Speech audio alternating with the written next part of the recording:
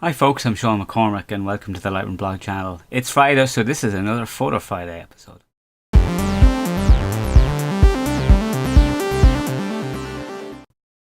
Hey folks, thanks for joining us. I was going to do a video about using flash, specifically the Cactus RF 60X and the RF 60, and doing kind of a high-speed sync thing with the two of them. But my model cancelled, so it didn't happen this week. I will get to it again though, I promise. So instead this week I'm going to take a look at how I would approach editing files. So I'm just going to do a bit of skin fixing and stuff like that in this. So here's a shot I did of Coco in the studio, and let's get on with how I edit it.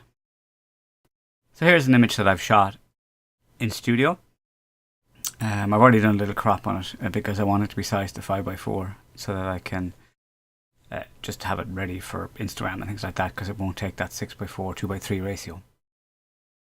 Just to show you that. And so I'm going to start off. So this was shot with gel, so I used the peacock gel in the front and a couple of orange gels in the back, and then it was lit with purple gel, but there is contamination between the colors, and that's why you see different variation in colors here.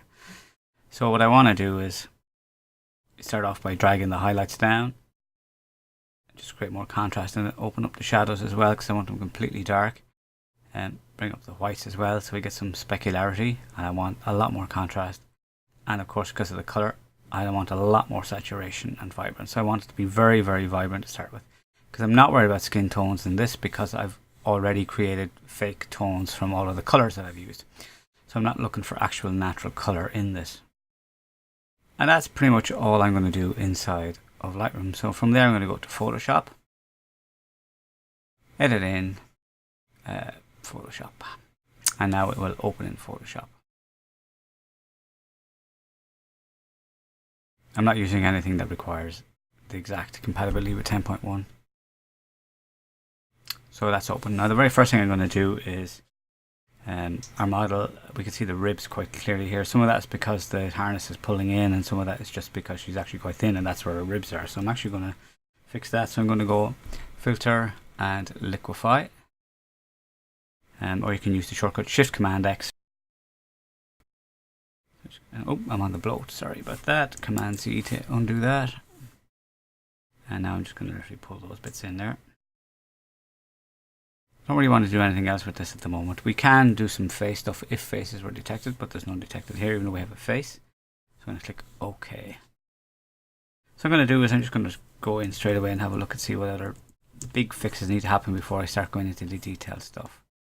So I'm just going to do a little bit to fix the tooth here. I'm going to kind of cheat a little bit, and I'm going to select the lasso tool to lasso around this area here. I'm going to go Command C and Command V to paste. Apple T, so I'm just going to put in the minus in width, so that's free transform, and minus to flip that around. And now I'm actually just going to spin it and zoom in a bit more. And then just line it up over the other tooth. Okay. Now I'm just going to create a mask for it. And B for brush. And then we got it on black and white. So black is to conceal. So I'm going to hide parts of it. So. And we're at 5%. So I need to be at 100%. Okay. And I need to X for to get the brush back in, so I want to swipe it back in again. Okay. Now I'm not looking for a perfect fix, but I'm looking for something that looks reasonably okay, just for a hide. And I can see I need to get rid of a small bit more here, so X for black.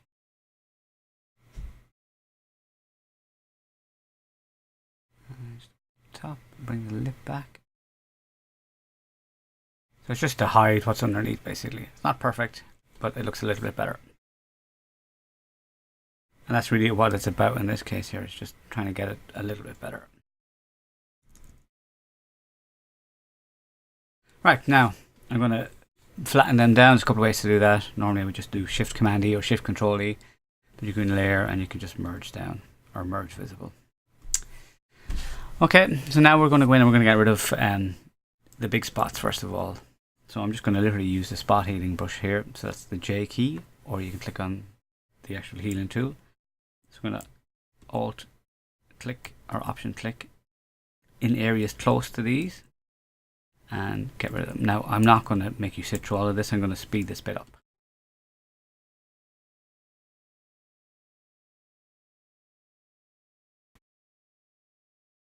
Okay, so this one I've just done has created a little bit of a blur. So I have two choices here. I can Apple Z to undo it, or I can do Shift Command F to do a fade.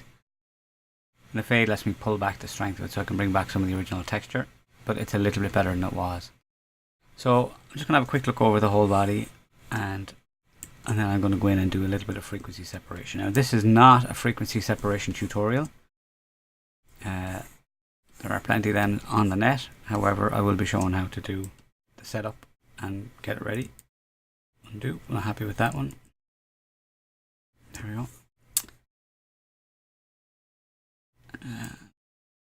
I'm just being slightly picky there now. So now I'm going to again Shift Command F to fade. You can only fade straight after you do something. The second you move on, your fade option is gone, and you can only fade the previously used tool, basically. Now I'm just being finicky getting rid of those. I don't really need to get rid of those. So now I'm going to do the frequency separation. This is a 16-bit file, so it uses add. So I'm going to go Command J. That'll duplicate, or you can also just drag down, and that will also duplicate. So I'm going to call this one blur and texture, or you could call it color.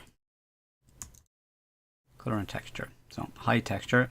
I'm going to blur, Gaussian blur. Now you can also use noise and dust and scratches. I have a couple of different ways to do this, but for this I'm going to use Gaussian blur. And you're looking for like between 5 and 15, whatever basically blurs detail out of the skin. I'm actually happy with how that looks on this particular image, so I'm going to click OK. And now turn back on the texture layer, and you go to Image, Apply Image, and in this case here you're looking for the blurred layer in Add mode, inverted, with a scale of 2, okay, and offset of 0. Click OK, and then we change it to linear light. So now we can see that looks the same as the image. So if I hold down the Option or Alt key and click on the background layer, it will hide all the other layers. So we can see that there is no difference. We're not seeing any difference. So that means it's identically split the image into the two different sections of the color and the texture. That means that we can work on the color separately. So now what I'm going to do is I'm actually going to duplicate this layer. So drag it down to the new layer icon. And so I'm going to do a little bit of blurring of the skin under this. So I'm going to hide the texture for a second here. Select the lasso tool. Select the areas where I want the skin to be a little bit more even. Most retouchers will tell you not to do this. They hate it, hate it, hate it. But I am just doing this so I can get a very, very quick look. I go Filter, Blur, Gaussian Blur. On the initial one, I'm just going to look at what it's doing. I think it needs a little bit more than that. That's too much. So somewhere in between the two. All to taste. As you can see, they're like between 13 and 0.4. Looks okay on this one. So now that I've done that, I can actually come in here, just use that straight from a shortcut. I can go Control Command F, and that will apply it. I'm not sure what it is on PC now, to be honest with you. So I'm going to go hold down the Alt or Option key for a second, so to remove from that selection. Same story. So I'm just doing that to soften areas. Now you can double it. I thought I'd making a selection there when it isn't. So that's some shadow areas which want to blend a little bit better. And that helps us create a little bit of softness. And now, like I said, this is for a quick retouch. If I wanted, I could spend hours dodging and burning. But this is just me trying to get through something reasonably quickly to have something that I can pass on, at a reasonable speed. There is a little bit of blending that's going on here. So I'm just going to zoom into there. I might do a smaller one separately here. Although some of that is in the texture layer as well. So I'll have to do that in texture. Now let's go and start editing the texture layer. So press J. So here I'm just copying over bits of texture.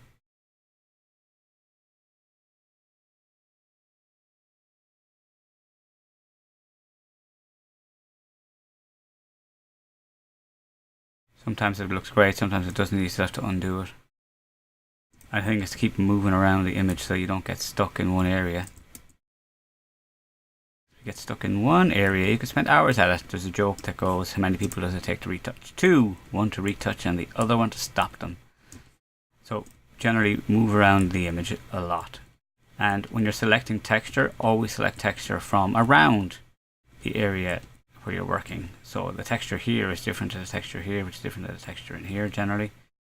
So I'm not looking for perfection here, just looking to tidy and clean up here. Just want to have a usable image. And there is a saying that really does apply to this, especially if you're not getting paid to do high-end stuff, and that is that the perfect is the enemy of the good. You really just want to get it done. Now I'm going to go S for a second here. I'm going to put it on 20%, and I'm going to select and do kind of broad swatch just to try and tie that up slightly. I don't want to overly blur it, but I just want a little bit less texture in there. Let me zoom out a little bit and see what I'm zoomed out, because that does make a difference to what you're doing. Because if you're looking at it in way too close detail, you can often make just a mess of it altogether. Okay.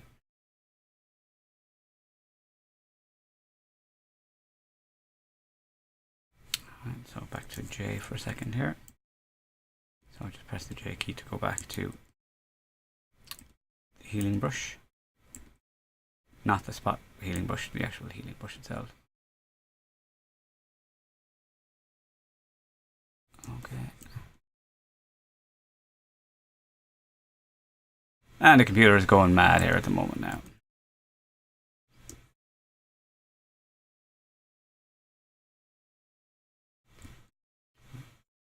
Soften those edges a little bit where that texture is blending. Basically where the oil didn't go up enough into the hair, basically is what that is. That looks a bit better. Now, I'll do a bit of softening in the rest as well. So I'm just going to go down to my blur copy here. L for lasso tool. I don't want to go too close to the edges. If I go too close to the edges, it'll bleed, which we don't want. And I'm going to go for that filter Gaussian blur again.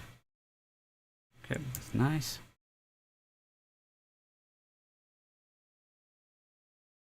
So I'm trying to stay away from texture edges. Shift Control F then to apply it. Sorry, not Shift Control, Control Command F.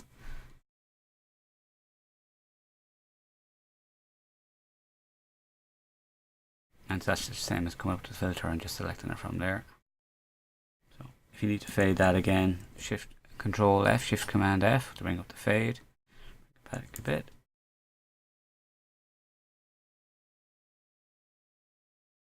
Okay, and now I'm going to zoom in a bit and knock off the texture for a second, because there is a little bit of color blending that needs to go on here. So I'm just going to press J and select that area with a larger brush. So I use the square bracket keys to increase the size there. And what I'm doing is I'm just blending it so that I can bring the lighter areas and darker areas together. So to remove the visible tan lines that we have here. Okay, that looks better. There's a little bit in the texture, but not too much. We can live with it. Yeah, that's better. Okay, yeah, that looks good. And I'm going to do a little bit here as well on the background. Get that in there again, avoiding the texture areas. And now into the texture itself, just remove some of these lines with the J key. Smaller though. But again, I want to leave texture there. I'm not trying to remove the texture, but I'm trying to minimize it a little bit. So Shift Command F to bring some of it back. Just have it in a lighter pattern. Okay, yeah. Now there's a bit more I could do with this, but it's close enough to how I would actually finish a file like this. So that is how I would edit something like this. So when you're done, you can save the file and it'll bring it back into Lightroom. And of course, if you save it as a TIFF file, you can go back and re-edit it at any stage and finish it off more. But that's just to give you an idea of some of the stuff I'm doing. Save. So it will convert to a -edit.tiff automatically, because that's the default. 98%. And if we go back to Lightroom, this is the original file now, and then it will load the TIFF. There we go. So, oh, too far back. Okay, so you can see the difference there. That's another edit. So folks, that is kind of a quick run through the stuff that I would do for the basic edit, and just to give you an idea of what I'm doing to get it done. So a little bit of frequency separation to get stuff done, and then a little bit of kind of blurring underneath, which a lot of retouchers hate, but you know, it helps get the file done and out quickly. The problem with blurring stuff is that you have to be careful with it, that you don't overdo it, because it's very easy to overdo it. So you should always try and pull stuff back and always use that fade to try and get stuff back again. So, like I said folks earlier, subscribe if you haven't already. So we do Lightroom on Tuesday and we do photo stuff on Friday, but I may swap to Thursdays with that. And of course, hit the notification bell if you want to get notified of new videos coming online, because I do bonus videos as well. Please do share on social media if you found it useful. Alright folks, thanks for taking time to watch this, and I will see you in the next one.